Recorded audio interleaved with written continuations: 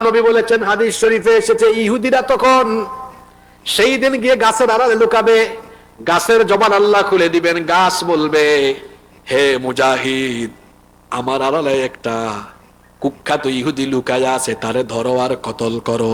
আল্লাহু আকবার। দেয়ালের আড়ালে লুকারে দেয়াল কথা বলবে, বৃক্ষ কথা বলবে, পাথরের আড়ালে লুকারে পাথরও কথা বলবে। এই রকম পরিস্থিতি আসবে, দাজ্জালের গোটা বাহিনী ধ্বংস হয়ে যাবে।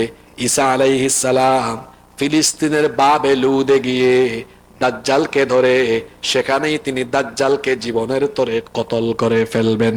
আল্লাহু আকবার। গোটা দুনিয়াতে শান্তি ফিরে আসবে, স্বস্তি ফিরে আসবে, কিন্তু এই শান্তি আবার বেশিক্ষণ থাকবে না। তখন আল্লাহ ঈসা আলাইহিস সালামকে বলবেন, ইন্নী কদ আখরাজতু ইবাদাল্লি লা ইয়াদানি লিআহাদিন বিকিতালিহিম। হে ঈসা, এখন পৃথিবীতে এমন দুই জাতির অবতারণা হবে যাদেরকে মোকাবেলা করা তোমার এবং কোন মুসলমানদের দ্বারা সম্ভব। চিন্তা করেন তো আপনারা, ঈসা আলাইহিস সালাম দাজ্জালকে কতল করেছেন, কিন্তু সেই ঈসা নবীকে আল্লাহ বলছেন তুমি দাজ্জালকে কতল করেছো, ঠিক আছে, কিন্তু এখন দুই জাতি বের হবে, এদেরকে মোকাবেলা করা তোমার দ্বারা, এমনকি গোটা পৃথিবীর মুসলমান দ্বারা সম্ভব। এই দুই জাতির নাম কি? জোরে বলেন, দুই জাতির নাম কি? আপনারা বলতে পারেন, হুজুর একটু আগে না কইলেন এরা প্রাচীন এটা খুঁড়তে খুঁড়তে খুঁড়তে খুঁড়তে পারে না, 90% কাজ শেষ করে কয় বাকিটা পরের দিন করবো, আইসা দেখো ওইটা আগের জায়গায় চলে গেছে, তারা বের হবে কেমনে? শোনেন, ওই ঈসা আলাইহিস সালাম দাজ্জালকে কতল করার কিছু সময় পরে বা কয়েকদিন পরে, অর্থাৎ দাজ্জালকে কতলের পরে একদিন এরা বিকেল পর্যন্ত সন্ধ্যা পর্যন্ত কাজ করে ভুলবশত মুখ থেকে বাইর করে ফেলবে, আমরা বাকি কাজ আগামীকাল করব ইনশাআল্লাহ। ভুল কইরা মুখ থেকে বের করবে ইনশাআল্লাহ। ইনশাআল্লাহ অর্থ কি? আল্লাহ যদি, এই যে ভুল কইরা মুখের থেকে ইনশাআল্লাহ বের হয়ে গেছে, পরের দিন আইসা দেখবে আশ্চর্য, হাজার হাজার বছর ধরে কাজ করি, প্রতিদিন দেখি খালি মুসিবত, আজকে দেখি কাজ আগের জায়গায় আছে। ওই দিন অল্প একটু কাজ করবে, সকালের প্রথমার্ধেই অল্প কাজ করেই দেখবে দেয়াল ধ্বংস। আল্লাহু আকবার।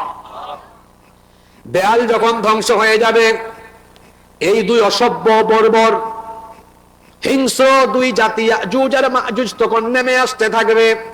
কিভাবে তারা নেমে আসবে শোনেন, কোরআনুল কারীমের 21 নম্বর সূরা সূরাতুল আম্বিয়া এর 96 নম্বর আয়াতে আল্লাহ বলছেন, হাত্তা ইযা ফুতিহাত ইয়াজুজ ওয়া মাজুজ ওয়া হুম মিন কুল্লি হাদাবিন ইয়ানসিলুন।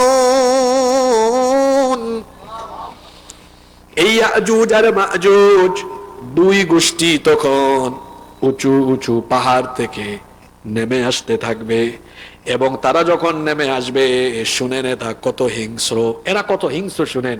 যখন এরা নেমে আসবে, তাদের প্রথম দল এসে পৃথিবীতে যত সাগর আর নদীর পানি আছে সব তারা পান করে ফেলবে। পরের দল আইসা দেখবে পৃথিবীর সাগর আর নদীতে কোনো পানি নাই, অবস্থা দেখলে মনে হবে যে পৃথিবীতে কোনোদিন পানিও মনে হয়েছিল না। আল্লাহু আকবার বলবেন না? এরা কি স্বাভাবিক না অস্বাভাবিক? কি হিংস্র চিন্তা করছেন? আচ্ছা বলেন তো, পৃথিবীর 4 ভাগের কয় ভাগ পানি? হ্যাঁ জানেন তো আপনারা, বলেন পৃথিবীর 4 ভাগের কয় ভাগ পানি? পৃথিবীর 4 ভাগের 3 ভাগই হলো পানি। এদের প্রথম দল যখন নেমে আসবে, সব পানি পান করে নিঃশেষ করে ফেলবে। দ্বিতীয় দল এসে দেখবে কোনো পানি পৃথিবীতে, এরা এসে কি করবে? লুটপাট চালাবে, যারে দেখবে তারই মেরে ফেলবে, লুটতরাজ আরম্ভ করবে, তাণ্ডব লীলা শুরু হবে। ঈসা আলাইহিস সালামকে আল্লাহ বলবেন, ফাহাররিজ ইলা তুর, হে ঈসা, তুমি তোমার সঙ্গী সাথী মুসলমানদেরকে নিয়ে তুর পাহাড়ে আশ্রয় গ্রহণ করো। সারা দুনিয়ার মুসলমানরা কেউ কেউ গিয়ে গুহার ভেতরে, কেউ বা আবার সুরক্ষিত দুর্গের ভেতরে অবস্থান নিবে। তখন তারা তাদের গবাদি পশু, হালকা পাতলা খাবার নিয়ে যে যার জায়গায় নিরাপদে আশ্রয় নিবে। সারা দুনিয়ায় অভাব দেখা দিবে, দুর্ভিক্ষ দেখা দিবে, অনটন দেখা দিবে। আল্লাহ নবী বলেছেন, তখন গরুর একটা মস্তককে 100 দিনারের চাইতে আরো উত্তম মনে করা হবে। আল্লাহ আকবার। অভাবে অনটনে মুসলমানরা বড় কষ্টে পড়ে যাবে। ওইদিকে ইয়াজুজ আর মাজুজ, এই হিংস্র বর্বর এই সন্ত্রাসী গোষ্ঠী, এরা এসে গোটা পৃথিবীতে তাণ্ডব লীলা চালাবে, মানুষকে মারতে থাকবে, খুন করে ফেলবে। তাদের যন্ত্রণায় সারা পৃথিবীর ভূমি মাটি ফাঁকা হয়ে যাবে। তখন হাদিসে এসেছে তারা জেরুজালেমের দক্ষিণ দিকে গিয়ে একটা তীর তারা আসমানের দিকে মারবে। তারা বলবে দুনিয়ার সবাইকে তো আমরা শেষ করেছি, আকাশের কেউ থাকলে তাকেও আমরা শেষ করব। কি কথা দেখছেন? আকাশে কেউ থাকলে তারেও আমরা শেষ করব। আল্লাহ তার কুদরতি একটা ব্যবস্থাপনায় সেই তীরের মধ্যে কিছু রক্ত লাগাইয়া ফিরাইয়া দিবেন। তারা এই তীরটা দেখে বলবে, দেখছো কারবার, আমাদের কত শক্তি, আকাশেও যারা আছে তারাও শেষ। আসলে কি শেষ? ঈসা আলাইহিস সালাম এই অবস্থাগুলো পর্যবেক্ষণ করবেন। অভাবে অনটনে দুর্ভিক্ষে যখন মুসলমানরা কষ্টে পড়ে যাবে, ঈসা আলাইহিস সালাম আল্লাহর দরবারে হাত তুলবেন। আল্লাহ, এই অত্যাচারী নির্যাতনকারী দুই জাতি গোষ্ঠী থেকে, ইয়াজুজ আর মাজুজ থেকে আপনি আমাদেরকে হেফাজত করেন। আল্লাহ তাআলা তখন ঈসা আলাইহিস সালামের দোয়া কবুল করবেন। সুবহানাল্লাহ। এই দোয়া কবুল করে আল্লাহ কি করবেন শুনেন, আমার দিকে তাকান। ইয়াজুজ আর মাজুজ এই দুই গোষ্ঠীর প্রত্যেক সদস্যদের ঠিক এই জায়গায় ঘাড়ের মধ্যে আল্লাহ একটা মহামারী দিবেন, ভাইরাস, ছোঁয়াচে রোগ, যেটা একজন থেকে আরেকজনের মধ্যে দ্রুত গতিতে ছড়িয়ে যায়। এই রকম একটা মহামারী, এই রকম একটা ভাইরাস ইয়াজুজ আর মাজুজ দুই গোষ্ঠীর প্রত্যেক সদস্যদের ঘাড়ের ঠিক এই জায়গা আল্লাহ দিয়ে দিবেন। ছোঁয়াচে এই রোগ, এই মহামারীতে আক্রান্ত হয়ে সারা পৃথিবীতে যত ইয়াজুজ আর মাজুজ আছে সবাই তখন এই মহামারীতে আক্রান্ত হয়ে মারা যাবে। আল্লাহু আকবার। কিন্তু এখানে আরেকটা মুসিবত ঘটবে। মুসলমানরা তো সবাই পাহাড়ে, গুহায়, দুর্গে আশ্রয় নিয়েছে। এই দিকেই মহামারীতে আক্রান্ত হয়ে গোটা পৃথিবীর প্রত্যেকটা জায়গা, আল্লাহর নবী বলেছেন অর্ধ হাত জায়গাও জমিনের ফাঁকা থাকবে না, সারা পৃথিবীতে এদের লাশ পড়ে থাকবে। এদের লাশ পচে গলে দুর্গন্ধ আকাশে বাতাসে ছড়িয়ে যেতে থাকবে। সারা পৃথিবীতে যখন এরা নিঃশেষ হয়ে যাবে, ধ্বংস হয়ে যাবে, আল্লাহ তাআলা তখন ঈসা আলাইহিস সালামকে বলবেন, তুমি আবার তোমার সঙ্গী সাথে নিয়ে তুর পর্বত থেকে নিচে নেমে যাও, কারণ এই ইয়াজুজ আর মাজুজকে আমি আল্লাহ ধ্বংস করে দিয়েছি। তিনি নিচে এসে দেখবেন তা আরেক মুসিবত, কারণ লাশ পচে গলে দুর্গন্ধ, হাঁটার জায়গা নাই। তো এই যে আপনারা বসছেন আমার সামনে, এই ডায়াস থেকে, মঞ্চ থেকে এখানকার যে ডিস্টেন্স আছে সম্ভবত 12-14 হাত জায়গা ফাঁকা আছে, কিন্তু তিনি নেমে দেখবেন কোনো জায়গা ফাঁকা নাই, লাশ পচে গলে দুর্গন্ধ হয়ে গেছে, হাঁটা যাচ্ছে না, পরিবেশ নষ্ট। ঈসা আলাইহিস সালাম বলবেন, আল্লাহ, এ তো দেখি আরেক মুসিবত, এই মুসিবত থেকে আপনি আমাদেরকে উদ্ধার করেন। আল্লাহ তাআলা তখন বিরাট আকৃতির বিশেষ প্রজাতির কিছু পাখি পাঠাবেন, যাদের ঘাড় হলো উটের ঘাড়ের মতো। আল্লাহু আকবার। আল্লাহর জন্য এটা কঠিন না সহজ। আব্রাহা বাদশা তো এসেছিল কাবা ধ্বংসের জন্য, তার গোটা বাহিনীকে আল্লাহ আবাবিল পাঠাইয়া ধ্বংস করে দিয়েছেন। বিশেষ প্রজাতির আবাবিল যেমন ছিল, ঠিক তেমনি ভাবে ইয়াজুজ আর মাজুজ গোষ্ঠীর লাশ যখন গোটা পৃথিবীতে পড়ে থাকবে, আল্লাহ তাআলা বিশেষ প্রজাতির কিছু পাখি পাঠাবেন, যাদের ঘাড় হলো উটের ঘাড়ের মতো, নখরওয়ালা, বিরাট বিরাট নখর থাকবে। এরা এসে তাদের নখর দিয়ে লাশগুলো তুলবে। কোন কোন রিওয়ায়াতে এসেছে নিয়ে সাগরে নিক্ষেপ করবে, কোন কোন রিওয়ায়াতে এসেছে অচেনা অজানা জায়গায় নিয়ে ফেলে দিবে। এরপরে আল্লাহ আসমানকে হুকুম করবেন মুষলধারে বৃষ্টির জন্য। এমন ভাবে বৃষ্টি হবে সারা দুনিয়ার শহর, নগর, বন্দর, প্রতিটি গ্রাম, প্রতিটি এলাকায় এমন মুষলধারে বৃষ্টি নামতে থাকবে। এই একটা বৃষ্টির মাধ্যমে দেখা যাবে সারা দুনিয়া এমন ভাবে এমন ভাবে পরিচ্ছন্ন হবে, মনে হবে যেন ভূপৃষ্ঠ জমিন কাচের মতো ধুয়ে মুছে সাফ আর পরিষ্কার হয়ে যাচ্ছে। এই বৃষ্টির পরে আল্লাহ জমিনকে বলবেন, তোমার উর্বরতা উৎপাদন শক্তিতে বরকত দিলাম, তোমার ভেতর থেকে ফুল ফল উদ্গীরণ করো। জমিন হুকুম মানে আমার আপনার না আল্লাহর? জোরে বলেন কার? আল্লাহ জমিনকে আদেশ করবেন, তোমার পেটের ভেতর থেকে সমুদয় ফুল ফল উদ্গীরণ করে দাও, তোমার ভেতর থেকে বরকত প্রকাশ করে দাও। তখন জমিন থেকে এমন ফুল ফসল এমন ভাবে বের হবে, এত বেশি বরকত দেখা দিবে, দেখা যাবে একটা ডালিম, বিরাট একদল লোক একটা ডালিম খাইয়াও শেষ করতে পারতেছে না। সুবহানাল্লাহ কইতে ইচ্ছা করে না। এখন তো এক ডালিম একজন খায় ফেলে, খায়া খায় আরেকটা থাকলে আরেকটা দাও। তখন এত বরকত দেখা দিবে, এক ডালিম খায়া একদল লোক পরিতৃপ্ত হয়ে যাবে। শুধু তাই নয়, এর খুশা দ্বারা বিরাট একদল লোক ছায়াও লাভ করতে পারবে। দুধের মধ্যে এত বরকত হবে, দেখা যাবে একটা উটনির দুধ থেকে একদল লোক দুধ পান করেও শেষ করতে পারবে না। গাভীর দুধ একটা গোত্রের মানুষ খায়া শেষ করতে পারবে না। শুধু তাই নয়, দেখা যাবে গোটা পরিবারের মানুষ একটা ছাগলের দুধ পান করেও শেষ করতে পারবে না। এইরকম বরকত অব্যাহত ভাবে থাকবে। এরপরে এই বরকত অব্যাহত ভাবে চলার পরে কয়েক বছর পর আল্লাহ একটা কোমল বাতাস, ঠান্ডা একটা বাতাস পাঠাবেন। এই বাতাসটা সেই সময় বেঁচে থাকা সকল মুসলমানদের বগলের নিচে লাগবে। এরপরে একটা রোগে আক্রান্ত হয়ে সব মারা যাবে। পৃথিবীতে আর একটা মুসলমানও তখন থাকবে। সব দেখা যাবে নাফরমান, বেঈমান, বেবিচারী, পাপী, তাপী, গুনাহগাররা বেঁচে থাকবে। আল্লাহ রসুল বলেছেন, যতক্ষণ পর্যন্ত একজন মানুষও পৃথিবীতে আল্লাহর নাম উচ্চারণ করবে ততদিন পর্যন্ত কিয়ামত। কিন্তু আল্লাহ একটা কোমল বায়ু পাঠায়া সব মুসলমানদেরকে আল্লাহ তার কাছে নিয়ে নিবেন। শুধু নাফরমানরা বেঁচে থাকবে।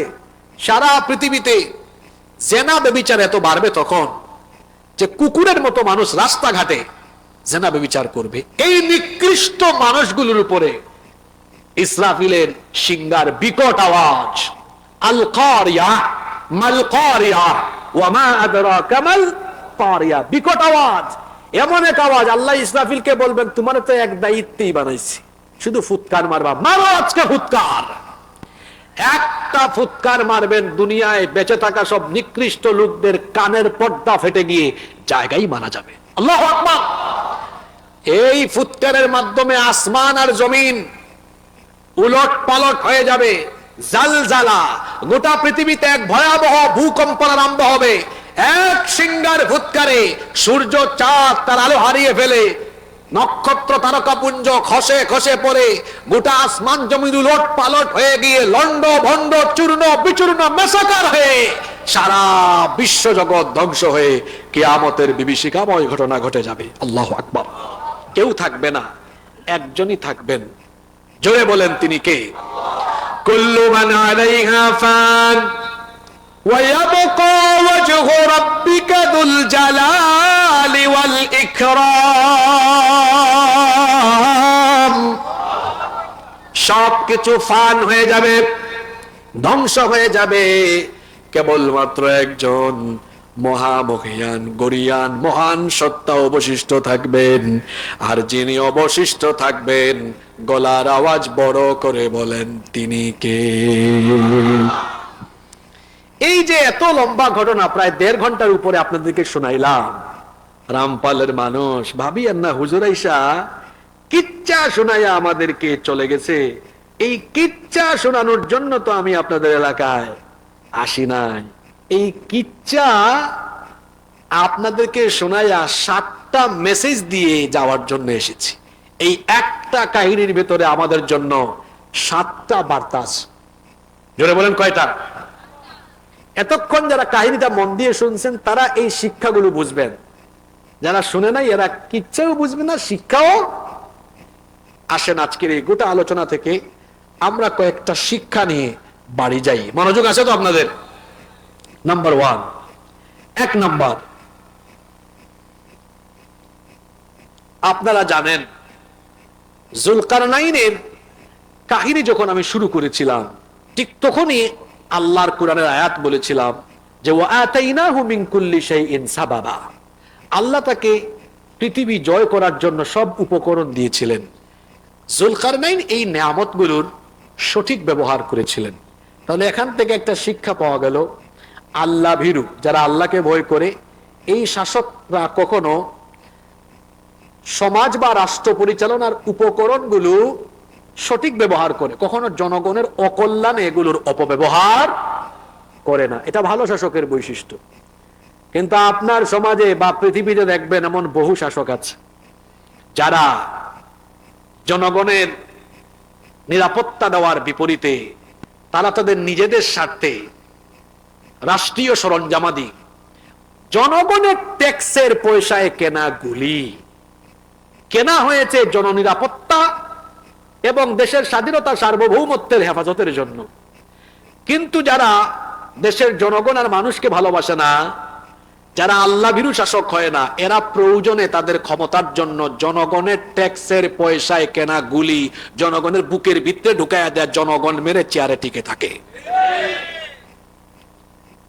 আমার কথাগুলোকে আপনারা আবার কেউ কেউ তো আছে কয় হুজুর কথাগুলো আমারে বলছে, আমি কি আপনার নাম ধরে বলছি নাকি?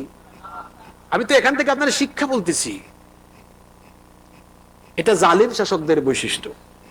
আর জুলকারনাইনের মতো যারা ন্যায়পরায়ণ শাসক হয়, এরা আল্লাহর দেওয়া সাজ সরঞ্জাম উপায় উপকরণ এগুলো জনকল্যাণের বিপরীতে ব্যবহার করে না, বরং মানুষের কল্যাণে জনগণের কল্যাণে এগুলোর ব্যবহার করে। সুবহানাল্লাহ পড়ে।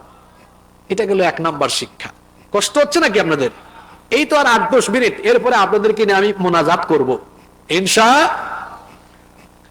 আজকের জুলকারনাইনের এই ঘটনা থেকে 2 নাম্বার যে শিক্ষা আমরা পেলাম সেটা হচ্ছে, বাদশাহ জুলকারনাইন তিনি ছিলেন একজন ন্যায়পরায়ণ শাসক। তিনি দাম্ভিক বা অহংকারী ছিলেন না, বরং তিনি ছিলেন বিনয়ী এবং ন্যায়পরায়ণ। আমরা একটা ঘটনা এখান থেকে পড়ছিলাম যে তিনি যখন পশ্চিম দিকের দেশগুলো জয় করতে করতে শেষ এলাকায় পৌঁছেছিলেন, আল্লাহ বলছেন এই এলাকার জনগণকে তুমি কি করবা? শাস্তি দাও অথবা ছেড়ে দাও।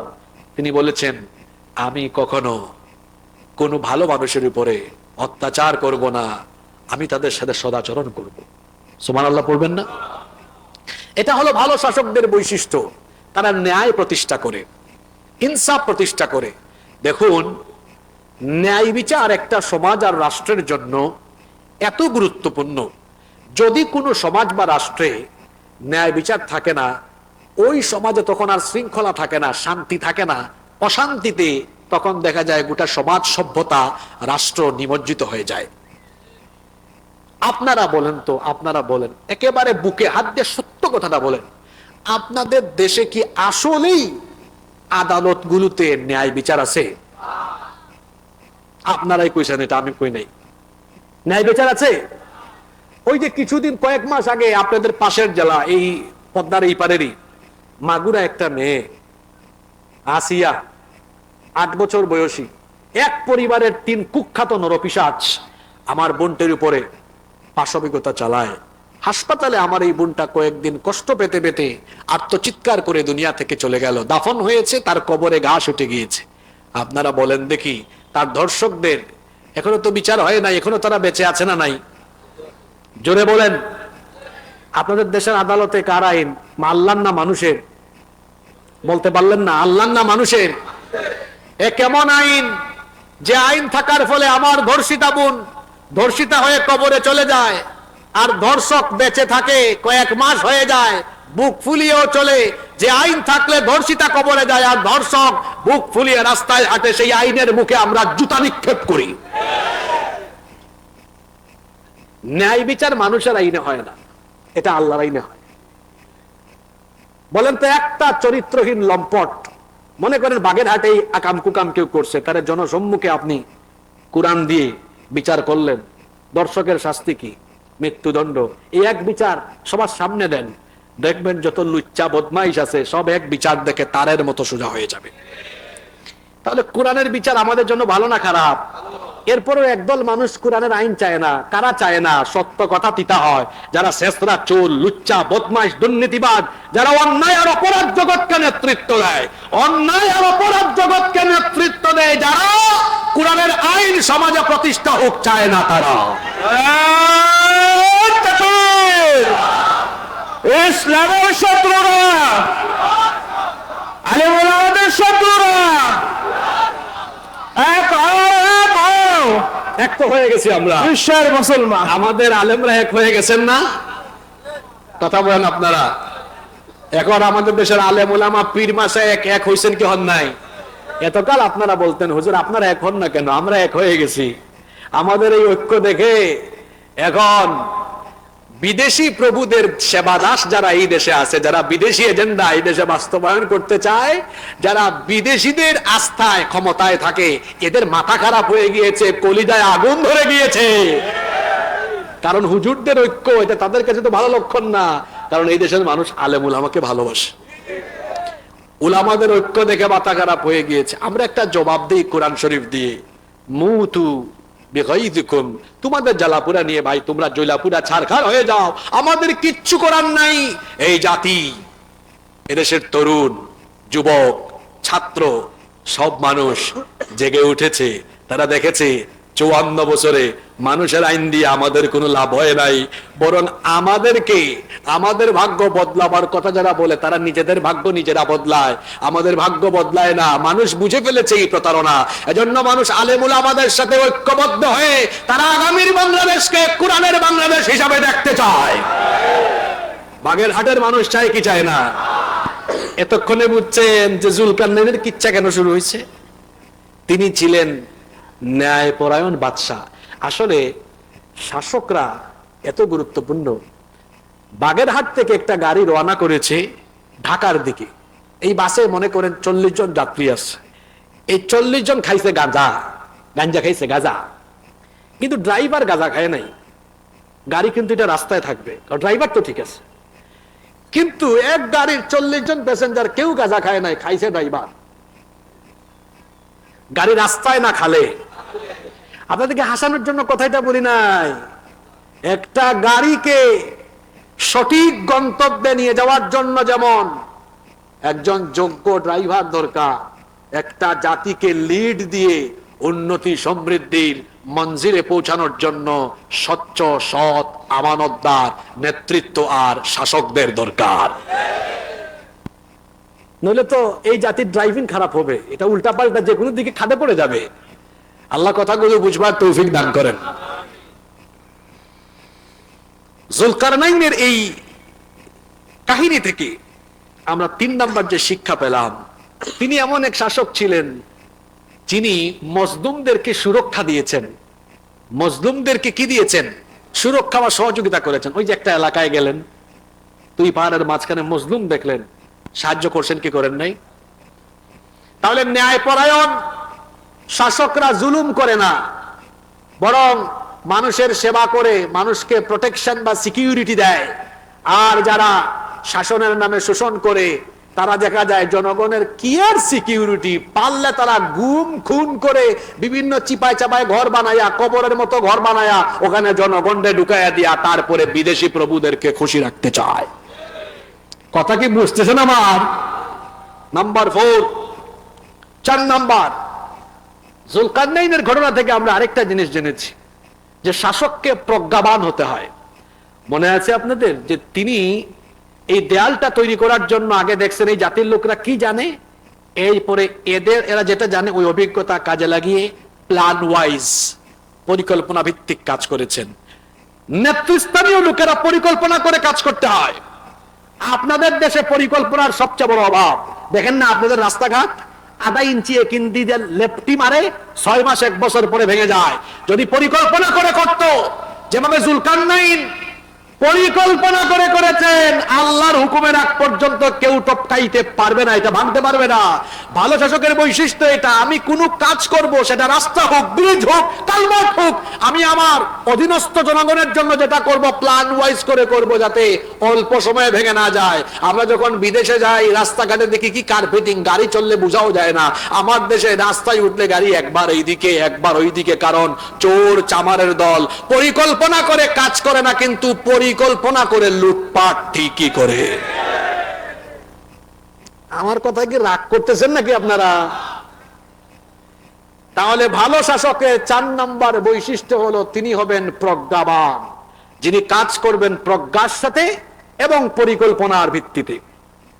নাম্বার 5, আমি কিন্তু 7টা শিক্ষার কথা বলছি, এরপরেও